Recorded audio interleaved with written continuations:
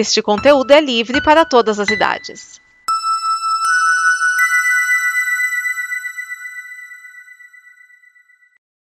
Eu sei que tem a série de Curitiba que eu tenho que terminar, mas considerando o falecimento de Stan Lee, tem como falar de outro assunto? No Ilha de Spoiler eu falei sobre um gibi que ele criou recriando o Batman. No Okili, a biografia do Stan Lee, claro, resumida. E agora no The Mullet Show eu vou falar os personagens que ele criou.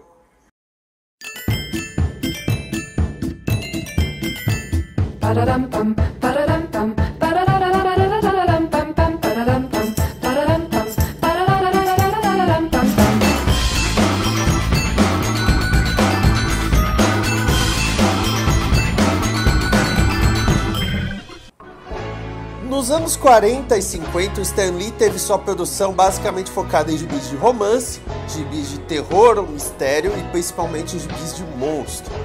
E é aí que em 1960 ele cria o Hank Pym, que depois ele cria a ideia do Homem-Formiga, e cria o Groot. Sim, o Groot, a árvore, é criação dele. Na história, o Groot vem do planeta X. Nome mais genérico impossível, né? E aí que em 1961 ele cria o universo Marvel como a gente conhece. E quando você pergunta que personagens ele criou, eu digo que ele criou o Quarteto Fantástico, o Hulk, o Homem-Aranha, o Thor, o Homem de Ferro, o Doutor Estranho, os X-Men, o Demolidor, os Vingadores, os Inumanos, o Pantera Negra e co-criou o Surfista Prateado. Não, o Capitão América não é criação do Stan Lee, ele é criação de Joe Simon e Jack Kirby. Mas, na quarta edição do Vingadores, o Capitão América voltou também para trazer o personagem de volta, o que ajudou bastante.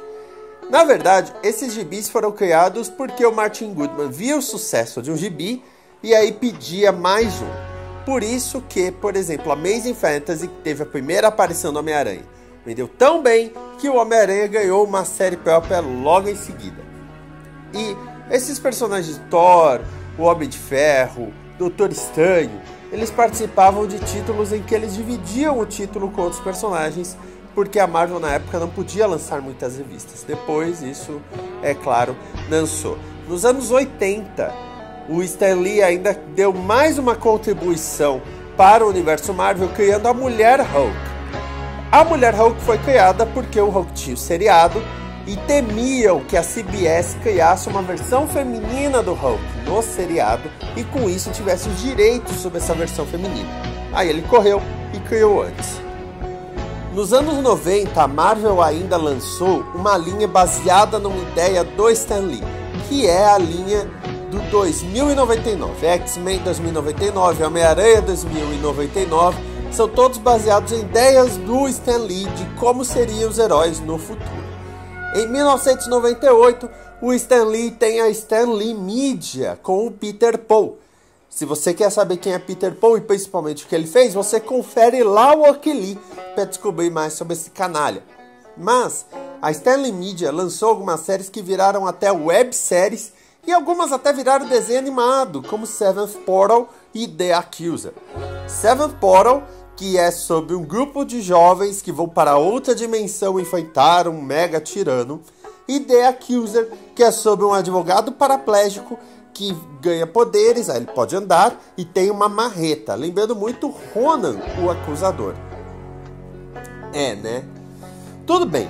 Ainda nesse projeto, foi anunciado que o Stan Lee ia lançar algo com o Ringo Starr, né, o Beatle.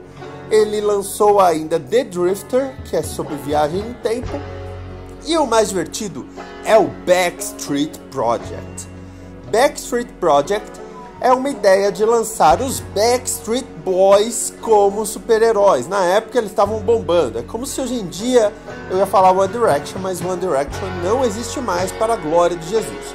Então é como se pegasse a boy band mais popular do momento e lançasse como super-herói.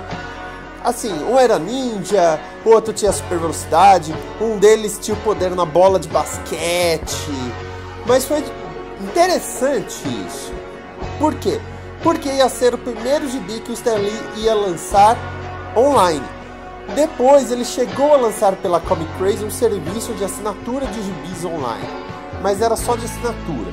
Na verdade, muita coisa era lançada com o nome do Stan Lee, sem o Stan Lee ter participado tanto assim. Em 2013, o Stan Lee lançou Stripperella, sobre uma stripper que tem poderes.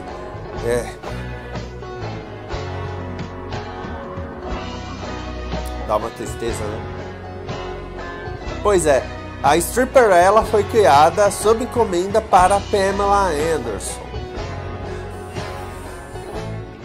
E em 2009, o Stan Lee lançou 2 mangás. Sim, ele deu ideia para 2 mangás, um deles existiu até 2015. Eu tô aqui com a minha anotação para não falar muito errado, só um pouco errado. Tem o Karakuri Doji Ultimo e Hero Man.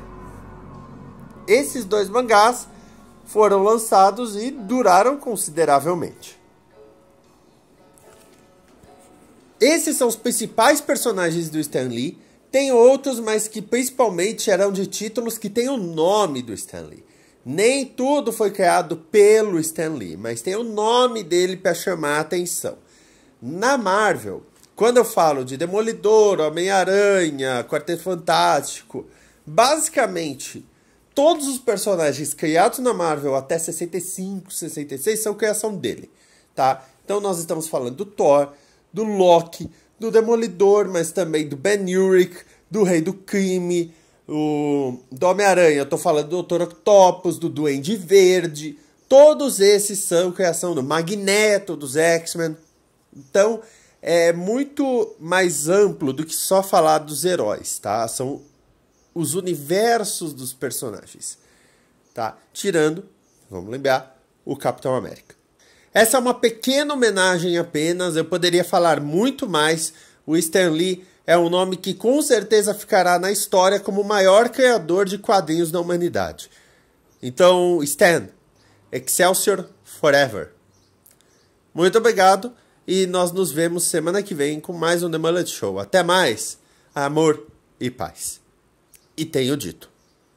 Ei, calma, The Mullet Show ainda não acabou.